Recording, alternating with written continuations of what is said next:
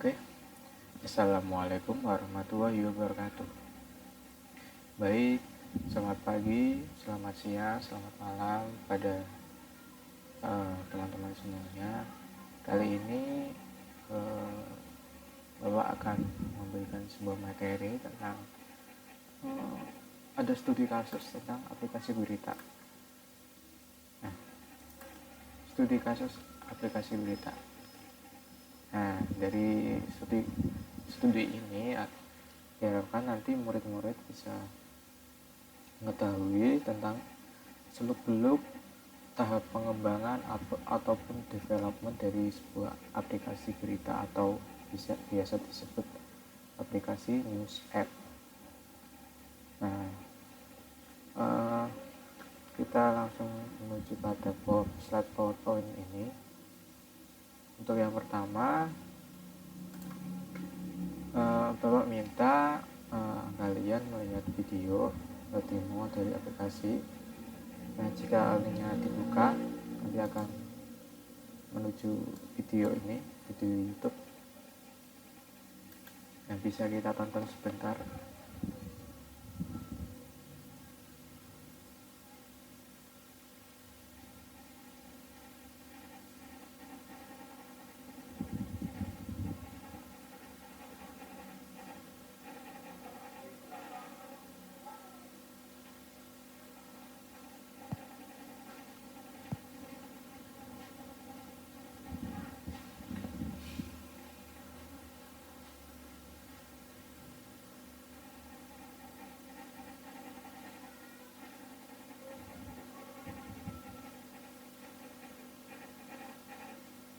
Nah, di sini ada kayak halaman berandanya yang menampilkan berita-berita terkini.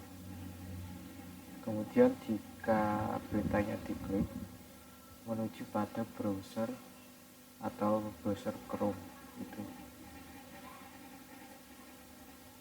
Coba kita percepat videonya biar nggak kelamaan. Oke. Nah, dia membuka beritanya kembali.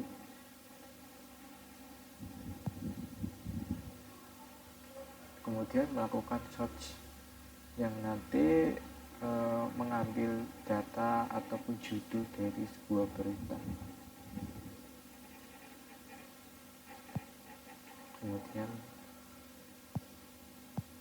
ini keluar, tapi ada pop up-nya. Kemudian tadi Bapak post. Nah, ini pop up. Kemudian ada lagi ini. Nah, nanti coba kalian cari tahu tentang ini tuh fitur apa sih, ini tuh fungsinya buat apa sih, gitu. Oke, kita play kembali.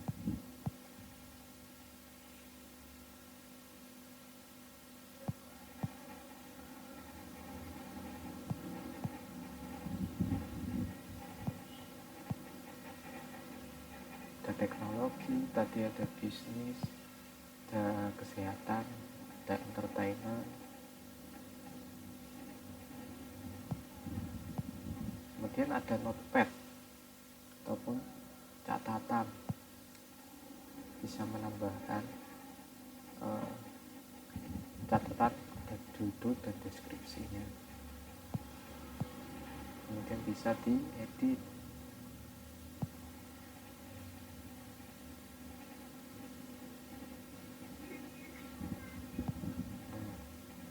Akan muncul.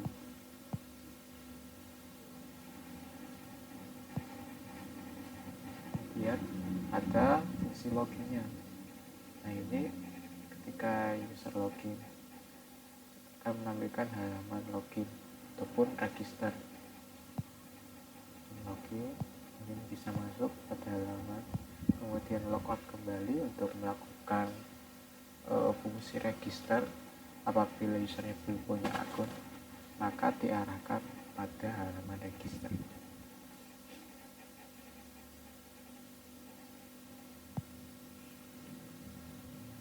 Nah, jika sudah berhasil register akan masuk langsung ke dan kita login pakai tadi misalnya itu sandinya salah, kita bisa bikin lagi, bikin akun lagi dengan email yang Megalodon dan seterusnya. Ini ada kayak alert yang menunjukkan kesalahan apa sih yang terjadi. Itu jika langsung diklik login akan diminta untuk mengisikan teks email ataupun password.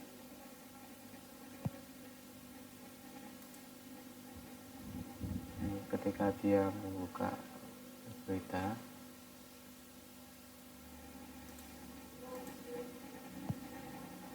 nah ini ada ketika usernya keluar kemudian membuka ada tampilan biru ini. Nah ini ada istilahnya teman-teman, coba dikulik ini tuh namanya apa ya. Nah itu ada pop up ketika usernya ingin kembali mengklik icon kembali, nanti akan muncul pop up apakah yakin akan keluar ataupun tidak gitu.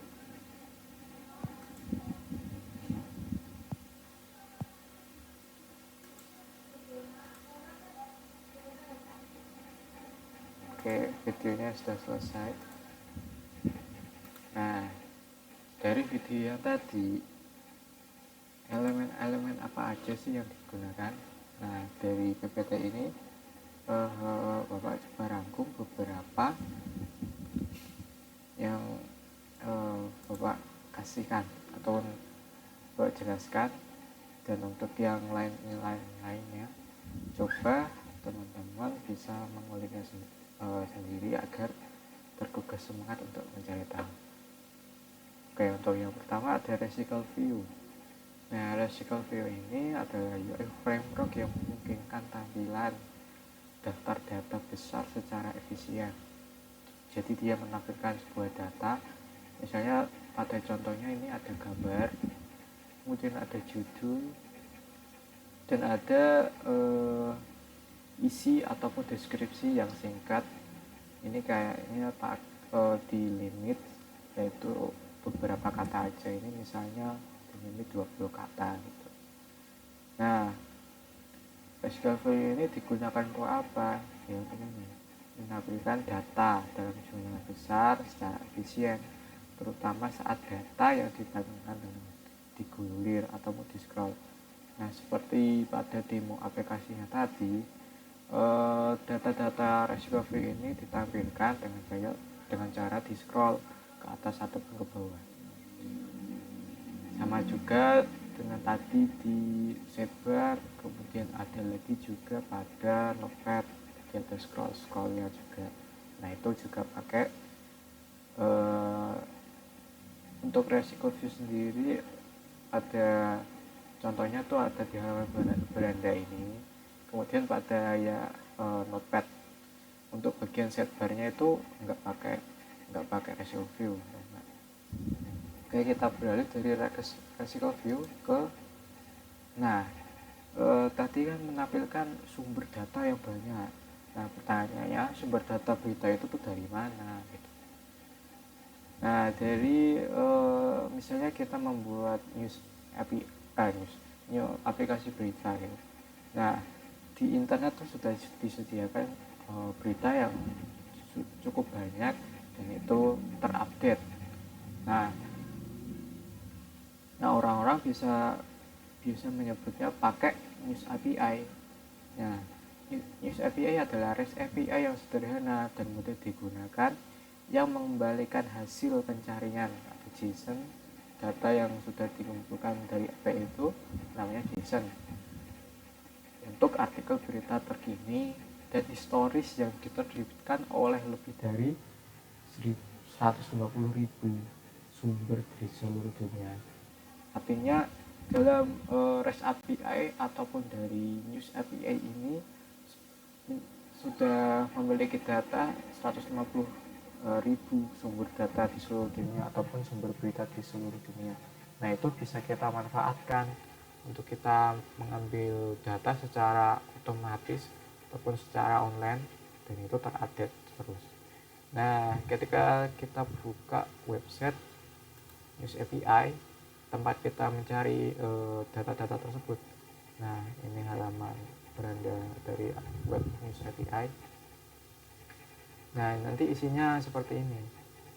Ini ada ID, kemudian nama penerbit dari berita, kemudian ada author, siapa sih yang nulis ataupun yang nyantumin, yang menulis beritanya tersebut lah di aplikasi WordPress. Dan ini ada nama sosial media, kemudian judul dari berita itu, kemudian ada deskripsi, kemudian ada URL-nya, ada gambarnya juga, kemudian publish ad ataupun penerbitannya.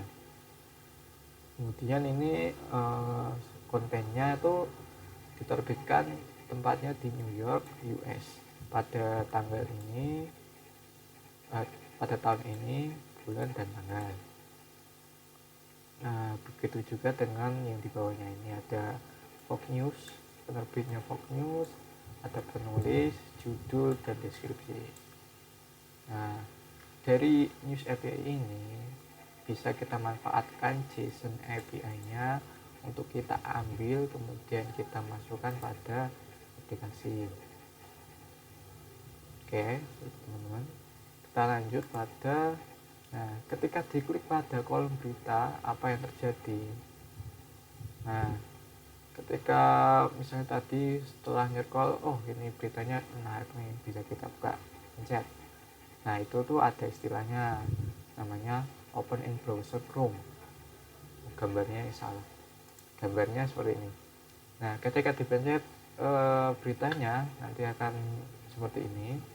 Nah, dari aplikasi news app-nya, nah itu setelah tadi menampilkan data-data berita dari News API, nah dari aplikasinya tersebut ini News API, News App menginstruksikan untuk membuka ataupun melihat detail dari beritanya untuk dengan membuka browser Chrome. Nah, ketika get data dari API, user akan membuka klik berita yang tadi, kemudian dari aplikasinya meneruskan pada browser Chrome pada smartphone. Ini apa nomor sih? Kayak matiin peribat anjir.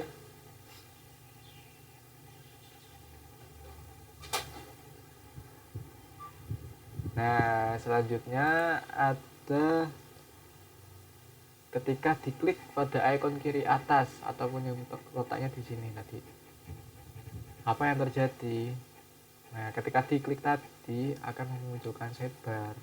Nah, sidebar itu apa sih?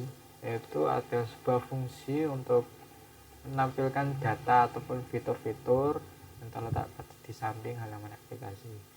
Nah, dari aplikasi tersebut ini tadi, coba kita lihat. Nah, ini dia menampilkan banyak. Yang pertama ada gambar usernya, ada email, terus kemudian ini ada sebuah kategorisasi dari berita-berita. Ada general, business, health, science, sport, teknologi, entertainment, dan lainnya. Nah, dari kategori tersebut dibungkus dengan sidebar. Jadi nanti bisa di custom sendiri. Misalnya tadi bisa ada fitur notepad, bisa ditambahin di sini. Ada fitur logout ataupun login, misalnya kita logout gitu lah dari akun itu, kita bisa logout kemudian register. Nah, untuk yang lain-lainnya ini belum banyak, baru berapa? Baru 1, 2, 3, 4, baru 5. Untuk yang lainnya bisa teman-teman coba cari tahu ataupun mengulik-ulik lagi elemen-elemen apa saja sih yang digunakan selain dari sumber dari PPT ini. Terus pada pembahasan, nah ini pembahasan juga boleh teman-teman lihat setelah pertemuan ini. Nanti di sini lebih membahas secara teknis lagi deh. Data, kemudian login register, kemudian notepad aplikasi catatan, pengaturan UI, pengaturan database. Ini ada di sini. Ini dalam sisi developernya pakai aplikasi Android Studio dengan bahasa Java. Teman-teman bisa kulik ini dulu lah, demo aplikasinya, kita cari tahu elemen-elemen apa aja yang digunakan. Nanti setelah selesai kita coba development aplikasi serupa agar bisa kita belajar bagaimana cara membuat aplikasi berita news app. Oke, terima kasih pada teman-teman yang telah menyaksikan video ini. Saya harap teman-teman tetap semangat dalam belajar tentang Android Studio dengan bahasa Java ataupun Kotlin. Nah, dalam kali ini, dalam pertemuan ini, Bapak harap teman-teman tetap semangat untuk belajar. Kemudian tadi kerjaannya coba dikulik lagi. Untuk pertanyaan bisa dilanjutkan pada kolom komentar di YouTube. Oke, video ini Bapak cukup sekian. Untuk kurang lebihnya ataupun penjelasan Bapak yang kurang dimengerti bisa ditanyakan di kolom komentar ataupun ditanyakan pada pertemuan selanjutnya. Oke, sekian pertemuan kali ini saya cukupkan. Wassalamualaikum warahmatullahi wabarakatuh.